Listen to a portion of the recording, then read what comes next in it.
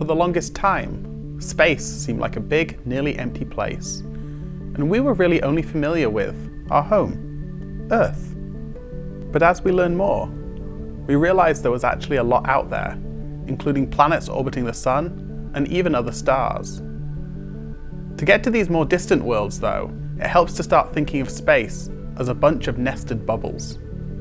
Our first bubble is the magnetosphere, Earth's invisible magnetic field that protects us from high-energy particles and radiation from the Sun, allowing life as we know it to develop and thrive.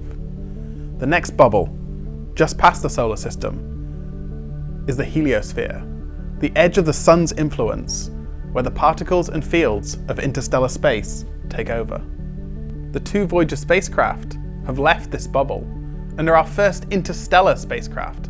It took Voyager 1 35 years, and it took Voyager 2 41 years to travel this far. The next stop is our nearest stars.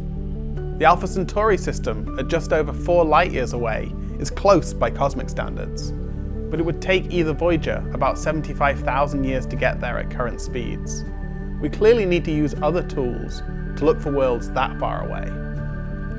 Enter Kepler, a space telescope that radically changed our understanding of planets outside of our solar system, also known as exoplanets. In finding thousands of new planets, Kepler showed that there are more planets in our galaxy than there are stars. But Kepler looked at only a small fraction of the sky, and many of the planets it discovered are too far away to study in much further detail. And that brings us to TESS, our newest planet hunter.